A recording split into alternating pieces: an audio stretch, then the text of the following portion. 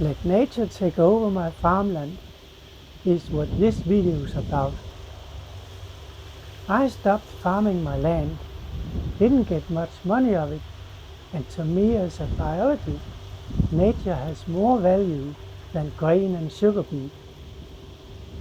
Let nature roll, we call rewilding.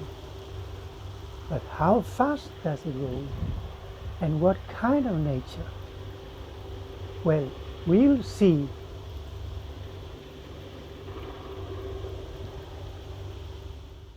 When you stop farming, nature takes over in steps we call succession. First step, begin the first summer after you stop farming. Weeds take over. This kind of nature we call fallow land. The plants are fast growers, like lamb's quarters, mugworts, thistles, and nettles. They can become quite tall. You can almost disappear in them. Next step is when grass take over. The soil becomes grassland. This stage can last 10 years or longer if we harvest or graze it. And then, as the third and final step, comes the trees. Their seeds are spread by wind and birds from trees nearby. Trees grow about 1 meter in height each year. In 10 years, they can reach 10 meters. Well, this is succession if nature is left on its own. But in my case, I meddled with nature.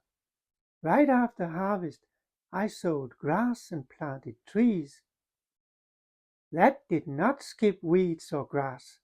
They still thrived on my fallow land. But the trees did get a head start.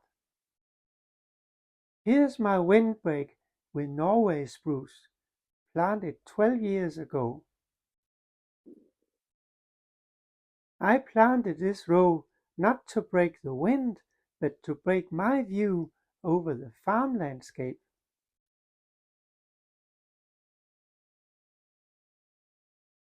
I also planted larch trees 12 years ago in a small meadow. Now the trees have grown tall, and the landscape feels like a walk in the wood.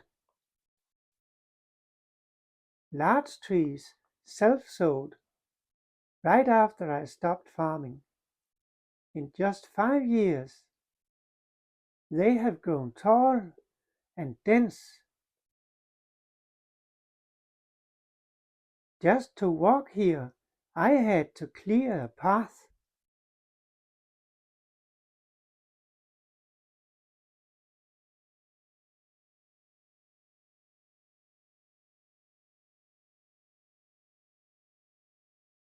I plant trees in circles, trees along the edge where I mow the grass, and a clearing in center for wildflowers. I call them my wood circles. Here's one with mountain pine as edge and broom in the center. The soil here is dry gravel, but pine and broom can cope with drought. I did have to water them the first years, but now they have grown roots and can be on their own. I also planted a drought-tolerant wildflower, evening primrose, to light up the dark.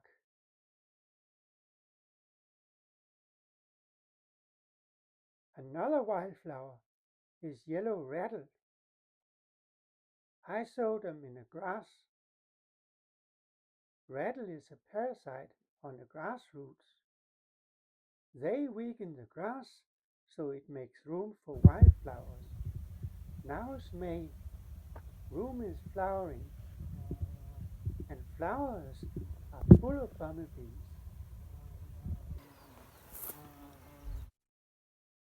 Here's my wood circle with large trees at edge and lupines or bluebonnets in the center. I had preferred a fireweed field instead of lupines. I sowed them as seed, same time I sowed grass, but very few sprouted. I tried to plant them from root cuttings, better than seed, but still no fireweed field. To me, it seems like fireweed is a weak plant. It cannot grow in wet soil or in dry soil or cope with weeds or grass, but lupines can. I sowed them in the grass and they sprouted. I even used them for weed control. The soil before was covered with mugworts and thistles and grass, but now bluebonnets have taken over.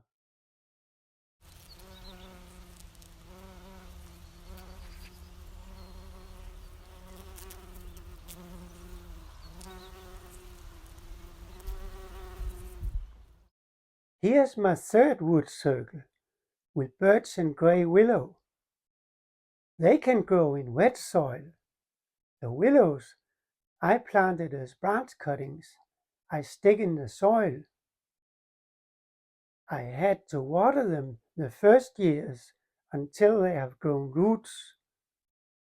I also had to weed grass around them and protect them from hare and deer. They eat twigs and buds in winter, so if not protected, no willow.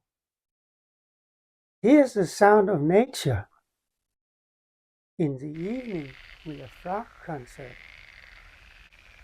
And when night comes, the nightingale sings.